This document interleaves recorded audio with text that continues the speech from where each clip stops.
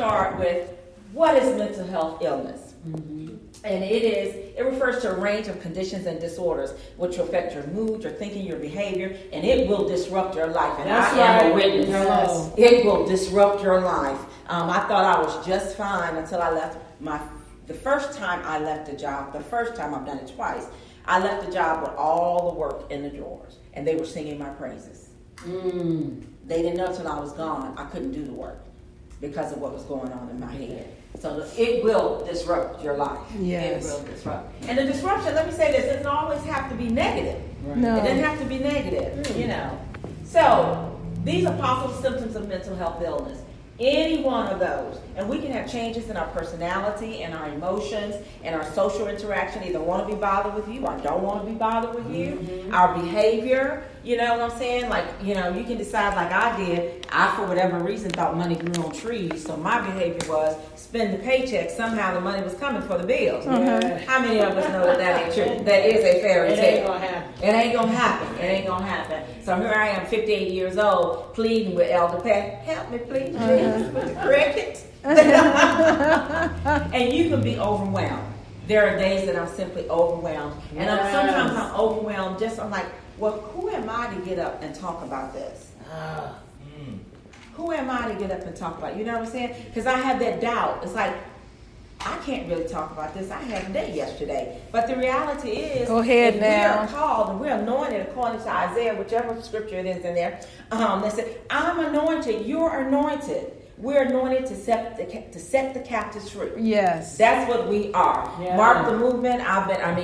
Brother Jay Sean, I've been thinking about Mark the Movement all week long. Wow. And how Talks with T can pair with that, because we're all one body, but even whether it's 5 or 15 people that come through the store, let them come in and bring a can of food or a toy. Yeah. You know, we don't charge admission, and our apostle is so awesome to allow us to use this facility. Yeah. But how can we pair? So we're anointed. You're anointed to set the captives free. Go ahead. You're taking those young men and setting them free. Yeah. You're changing their mindset. Yeah. We're not doing anything different than what our mission of the house is. That's right. And I didn't put that up there, but we are changing mindsets. That's setting people free. Yes. These young men can now see something different. Sister Clarissa, you're setting people free with your women's empowerment. Yeah. These women may or may not know how powerful they are, but just because, and I refuse to start crying up here, just because you have become confident Clarissa. Yes. You understand what I'm saying? Yes. They can look at you. You are setting them free. You are changing their mindset. You are showing the shepherd's heart.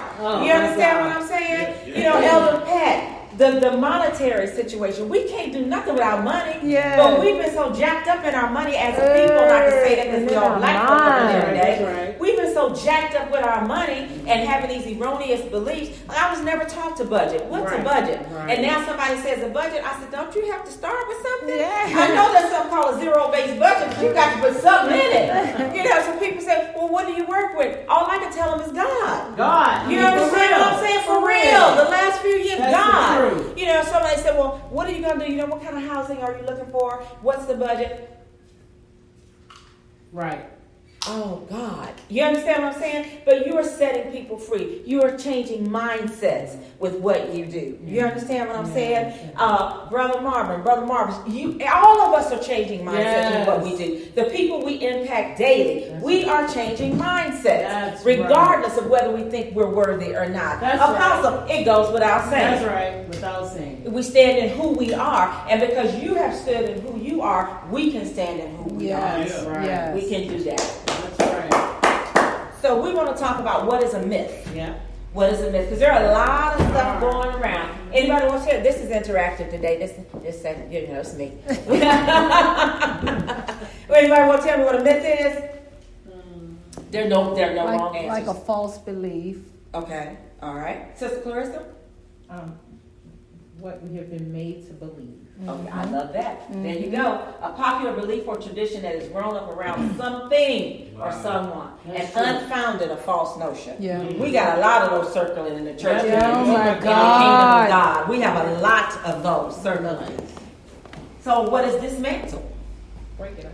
Break it up, break it up, break it up. Woo-hoo. To disconnect the pieces. That is all. I didn't even change that is, anyway, the disconnected pieces. Is gone.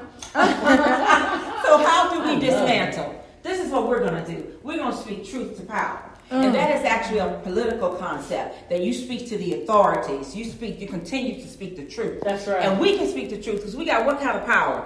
Dunamis power. That's right. So we're going to speak truth to power, and we're going to speak truth. People say, well, you know, you so-and-so. I said, that may be the fact. The fact may be I don't have a regular 9 to 5, but the truth is God has taken care of me. Oh, every he's step done of the it. way. Oh, my God.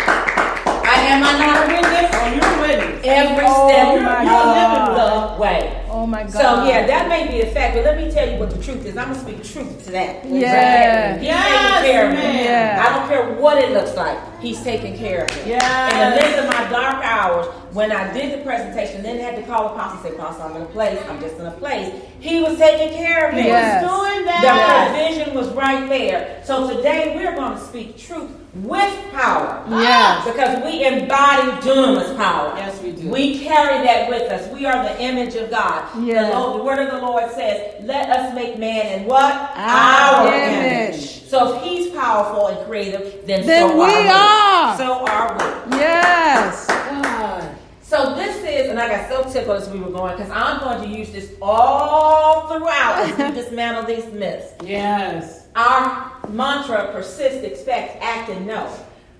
Peak year is a period of time, and I highlighted that because I think between us all, Look at from that. January Oh, all to Lord. now, we've had to persist in Oh, some my stuff. God. We've had to expect that God was going to work it Oh, out no God. matter For what we real? saw. Really? We had to act on what we know, which is Oh, the my word of the Lord. Yes. And then we had to still stand firm in that knowledge. And that knowledge of that. Yes, all ma'am. year long. Oh, yeah. All year. Wow. For real. So that's significant. We've had significant events Yes. to happen, which propelled that growth and caused us to strengthen, to be strengthened, and caused us to be maximized in our faith That's to right. walk in victory. That's right. Yes, Ooh, we that's long have. telling. Yes, we have. Ooh. So our theme, we've repeated it once, but I want this to get down in our spirit. So when we walk in here again, we got it. Yeah. We got it. We got it. We got it. And God says this because I know what I'm planning for you. He knows. Whatever we're going to That's do. powerful. My current situation, I said to someone just yesterday, I said, I didn't know this was coming, Uh-huh. but God surely He did. knew it. I said, so either one or two things going to happen. Come on. I'm going to fall under it or I'm going to get through it. Come Because on in any now. given situation, you're not going to do but one or two things. That's it. Either you're going to get through it or you're going to die. If you get through it, it wasn't as bad as you thought it was. That's right. And if you die, don't make no Don't difference make no how. You with no God. anyway. You with God. Don't make no difference no how. Jesus Christ of None Nazareth. whatsoever. And his So the anointing. first myth that we're going to dismantle is that having a mental health illness diagnosis, and the reason I say mental health illness diagnosis, because we don't own mental health illness. Right. It's not our mental health illness. That's right. It's just a diagnosis. We will not take possession of that, particularly in the Jewish year of the mouth. We're Come on not now. speaking that. See? We're watching what we're speaking. And so it's plain and simple that having a mental health illness does not mean you're crazy. That's right. You know, and I don't use that, but I don't even like to use the word now. Girl, you're so crazy. Because our words have power. Yeah, they We are do. prophesying over ourselves, and we must not do that. And so while mental illness may alter your thinking, destabilize your moods or whatever, y'all ain't crazy. I ain't crazy. You know what I'm saying? So, girl, you so crazy. No, I'm Tara. That's who I am. Yeah. I don't know who you are, but I'm Tara, walking in my truth. The next one, and I'm going to go through the myths first, and then we're going to keep going. And I'll scriptures come. Myth, you should just surrender your mental illness to God. First off, it ain't my mental illness. That's right. But I put that because that is one of the prevailing beliefs in the church. It is. And it said, you can't pray away, in a book, you can't pray away a mental health condition. I wish I had given a quote. There's a book called Bipolar Faith by a black woman who's a doc. I think she got 2, 3, 4 doctorate degrees or some kind of. She got a whole bunch of something. Wow. It is. I read the book in one night, and it is a thick book. Oh. She talked about her diagnosis. One of her diagnoses is bipolar, and how that as in the church, you got to act one way. I got to stand up here in my dress and be all pretty and speak all proper and stuff and things. Yeah. And then I get home like, oh my God, oh my God. Da-da-da-da. Oh yes, you need to do that. Da-da-da. You see that? And people think that bipolar is moody. It is not. By the way, it is not. That is not what that means. Bipolar means that you cycle through. Cycle through. So I'm going to ask the question that I asked Friday night. How many people, for men, have you been working on something in the house? I'm just, allow me to be stereotypical for a moment. You've been working on a car. How many have been working on a car? And then, y'all been working on something. Give me your hands.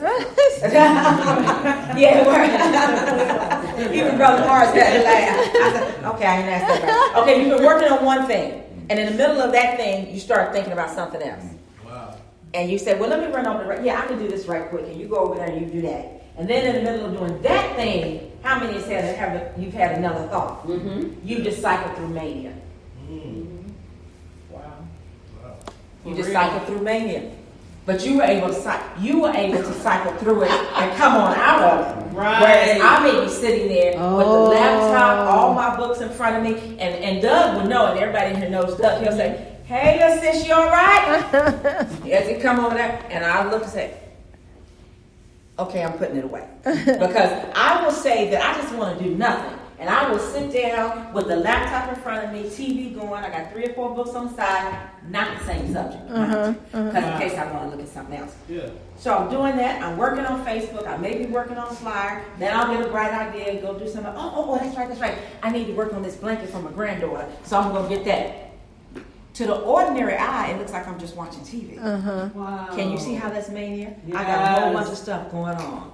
And I have to, bipolar, it means you cycle through until another cycle. It could be a day, a week, an hour, or whatever. But most people have had that episode, and that is clinically mania. Wow. That's mania. That's mania.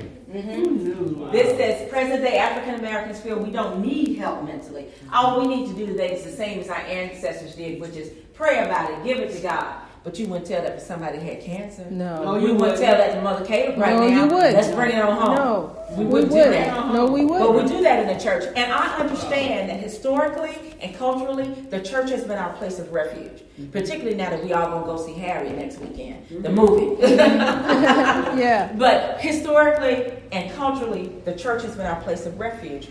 But there comes times that we've got to change the maladaptive behaviors and get something new. I.e., when I see somebody, every time I see somebody do this, does anybody know what that really means? Yeah, I just found out about that. You know what it means? It was the slaves telling their masters how many minutes they're going to be gone. Yeah. Huh? Yeah, when they got up and walked out of church. I'll be gone 1 minute, master. But the master see 1 hand, 2 hands, 2 fingers, whatever. What? So I detest that with a passion. I detested it even before I knew what it was. I was like, why? And then this.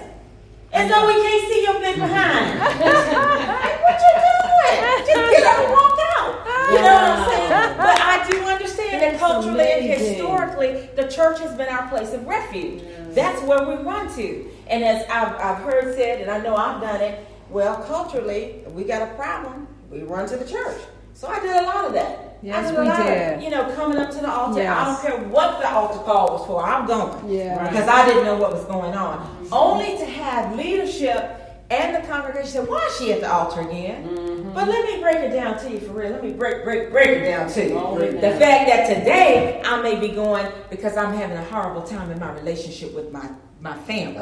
But next week I may be going because the doctor gave me a terminal diagnosis. Right. The following week I may be going because somebody else I know is in a position. Exactly. You don't know why I'm at the altar. Why? But we peg people, and that is also called stigma. Yes. That's another way to get stigma. The next myth. What does that say, y'all? You are a disappointment to God and a bad Christian. Come on now. Yeah. Even Christians, including many contemporary faith leaders, as well as the prophets, apostles, and Jesus himself. The Bible tells us that Jesus experienced sorrow and grief. Yeah, he did. We can go through the Bible and pinpoint mental health illness. Yes, we can. We can. Yes, we can. Easily. We can do that easily. But the church will tell us that we're a disappointment to God. And I'm going to tell you why that's not so. We're going to go on to the last one. Your mental illness diagnosis is a punishment for your sins. Singer-songwriter Jennifer Knapp, shared her story of lifelong management of depression. I experienced the best and the worst of faith-based responses to my mental health. At its worst, I experienced utter rejection from the church. Wow. I know the woman right now, her father was literally put out the church once they knew of his diagnosis. They didn't just take him from leadership, they put him out the church. Wow. Other times I've been